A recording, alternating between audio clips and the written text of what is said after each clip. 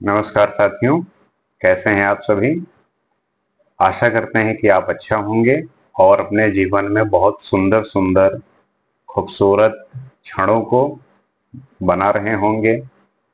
विस्मरणीय आप जो भी चीजें हैं उनको भूल के नए नए और अच्छे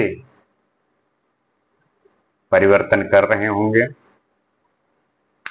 इसी परिवर्तन पे बात करेंगे कि कैसे एक दिया हुआ कष्ट खुद को वही बाद में आपके लिए वरदान बनता है। जैसे कि हर कोई कष्ट से भाग रहा है, कोई नहीं चाहता कि मुझे जो है तकलीफ हो। सब चाहता है कि चीजें आसानी से हो जाएं, बट इट्स नॉट पॉसिबल, क्योंकि हर कोई बहुमूल्य वस्तु या बहुमूल्य पद सेक्रीफाइसेस मांगते हैं, त्याग मांगते हैं, और वो त्याग करना ही होगा, कष्ट सहना ही होगा। लोहे का आकार कैसा भी हो और उसको जैसा आपको देना है तो उसको आपको हीट देना ही होगा, पिघलाना ही होगा। वैसे ही अपने आप को जैसा बनाना है उसके लिए आपको उस तरीके का ताप देना पड़ेगा। मैं भगवान राम का ही उदाहरण देके आपको समझाता हूं कि भगवान राम से पहले वो एक राजा के पुत्र थे, राजकुमार थे। उन्होंने 14 वर्ष तक वन में तपस्या किया, त्याग किया, और 14 वर्ष के बाद वो भगवान राम बने। क्यों बने? क्योंकि उन्होंने 14 वर्ष तक तपस्या की। तो जब भगवान तपस्या करेंगे, भगवान ने तपस्या किया है, तो फिर आम इंसान के लिए तो फिर क्या ही वो सोचे कि बिना मुझे त्याग किए, कष्ट सहे, तपस्या किए कुछ भी मिल जाएगा। आपको कष्ट सहना होगा, परिवर्तन तभी होगा। और एक गुड ह्यूमन बीइंग में कैसे वो क्वालिटीज होती हैं कि कौन सी चीजें ऐसी हैं जो उसको उस अवस्था तक पहुंचाती हैं, उस लेवल पे लेके जाती हैं। तो मैं आपको एक कबीरदास जी का उदाहरण देकर समझाऊंगा। उन्होंने बड़ा अच्छा दोहा लिखा है कि जो ऐसी परिस्थितियां हैं जिसमें वो उस चीज को आप समझते हुए और देखते हुए और उसको अपने जीवन में उतार कर वैसा बनने में आपको मदद करेगा। और उन्होंने उस समय वैसे ही परिस्थितियों को देखा और वैसी परिस्थितियों को देखते हुए अपने विचार जो है प्रकट किए। तो उन्होंने बड़ी अच्छी बात ये कही कि साधु ऐसा चाहिए जैसा सूप सुभाए।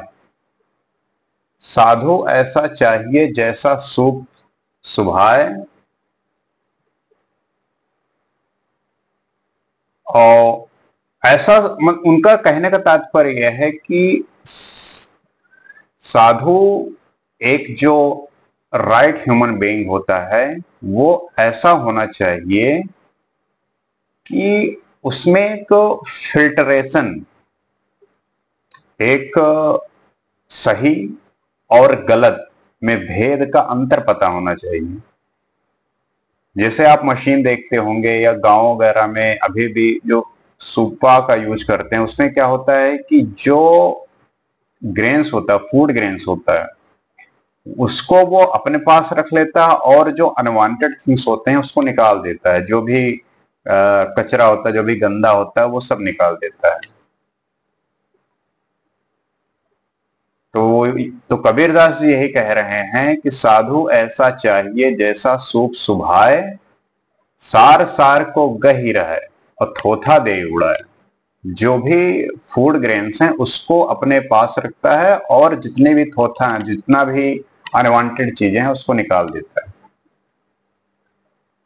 तो एक राइटियस पर्सन की ये क्वालिटीज होती हैं कि उसको कैसे इस पाथ पे चलते हुए वो चीज अचीव करना है।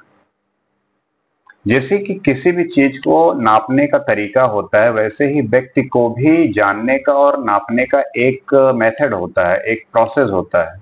जैसे कि आपको सूक्ष्म जो देखने हैं माइक्रोस्कोप होता है, आपको तारे देखने हैं टेलीस्कोप होता है। वैसे ही अगर आपको अपने अंदर जो गुड डीड्स हैं, आपको राइटियस पर्सन के लिए जो एक देखने की क्षमता होती है सोल की, सोल कोई एक नॉर्मल पर्सन थोड़ी देख सकता है। आप मन पे ध्यान दे सकते हो, इंद्रियां आपकी दिखती हैं, लेकिन आपको अगर सोल को जानना है, सोल को समझना है, तो वैसा एक पर्सन बनना होगा, उस लेवल पे आपको जाना होगा और उसके जाने के जो मेथड हैं इससे होकर गुजरना होगा। जैसे कि बहुत सारे ऐसे संत हुए हैं, कबीर दास जी, रैदास, तुलसीदास, नानक, गौतम बुद्ध, महावीर, ये जितने भी संत हुए हैं, इन्होंने उस सोल को साक्षात्कार किया है। वो कहते नहीं कि वो वही हो गए, शुद्ध हो गए, प्योर हो गए। तो वो जो वैसे ही अगर आपके अपने अपने सोल को जानना है तो आपके मन का जो नेत्र है वो त्रिनेत्र से देख सकते हो। सोल को आप त्रिनेत्र से ही देख सकते हो। त्रिनेत्र क्या मतलब कि मन की आंखें, मतलब सूक्ष्म जीवों को आप माइक्रोस्कोप से देखोगे, तारों को आप टेलीस्कोप से देखते हो। वैसे कोई भी चीज नापना है तो उसके लिए कोई ना कोई मशीन है। वैसे ही अगर आपको सोल को जानना है तो उसके लिए आपके मन की आंखों को जगाना होगा। मन की आंखें ही उसको देख सकती हैं। इस प्रोसेस में आपको उस त्याग की, उस तपस्या की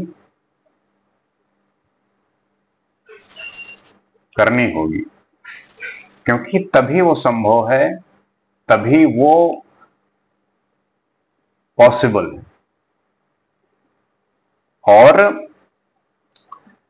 हमारे भारतीय दर्शन में आप देखते होंगे कि मूर्ति पूजा का प्रधान है। लोग मूर्ति पूजा करते हैं। तो मूर्ति पूजा, मूर्तियां आपको उस चीज से अवगत कराती हैं कि हमारा कोई ना कोई अर्थ है, तात्पर्य है। आप मुझसे सीखो, जानो। और एक और भक्ति की धारा है निराकार। उसमें क्या होता है कि वह व्यक्ति भगवान के बिना किसी आकार, जिसका कोई स्वरूप नहीं, उस अवस्था की पूजा करता है। कैसे करता है? अपने मन की आंखों से। वो ये एक बना के चलता है कि ऐसे मेरे प्रभु हैं। तो ये वैसी चीजें हैं जिसको जानने में थोड़ा मुश्किल होती है, लेकिन सही दिशा में अगर आपका मन जा रहा है और अगर उसको ले जाने की आप कोशिश करेंगे तो वो जाएगा और उस चीज को प्राप्त करेगा जिसे उसे हमेशा उस चीज की कमी महसूस होती है। तो इस पे अगर आप काम करेंगे तो वो सब कुछ मिलेगा और वो सब कुछ प्राप्त होगा जिससे आपका मन असंतुष्ट रहता है, परेशान रहता है। और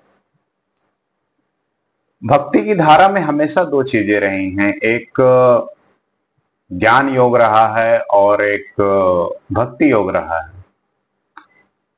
गीता में कृष्ण भी यही बात कहते हैं कि भगवान को प्राप्त करने की दो धाराएं हैं, एक भक्ति की धारा, एक ज्ञान की धारा।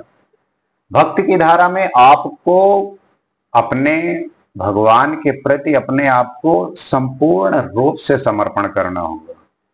और ज्ञान की धारा में आप तर्क करते हैं, आप जानने की कोशिश करते हैं। वो हर एक चीज में वो जानने की कोशिश करता है कि इसमें भगवान है, वो उसको जानने की कोशिश हर तरीके से। और भक्ति की धारा में ज्ञान की धारा में यही है ना कि ज्ञान की धारा में आप जानने की कोशिश करेंगे। गौतम बुद्ध हो गए, भक्ति की धारा में मीरा हो गई, वो अपने आप को समर्पण कर दिया और भगवान को प्राप्त हो गए। तो रास्ते कई सारे हैं उनको प्राप्त करने के। इसमें आपको क्या ठीक लगता है और कैसे इसको अपने व्यक्तित्व में लाके प्रतीकात्मक रूप से समाज के सामने प्रकट कर सकते हैं, ये आप पे निर्भर होगा। और आपको इस बारे में खुद से जानना होगा। इसमें कष्ट होता है, लेकिन इसको झेलते हुए ही आप उस स्तर को पा सकते हैं जिसके लिए मन आपका हमेशा ललायित रहता है और जानना चाहता है, पहुंचना चाहता है। उम्मीद करते हैं कि आपको बात समझ में आई होगी। नमस्कार।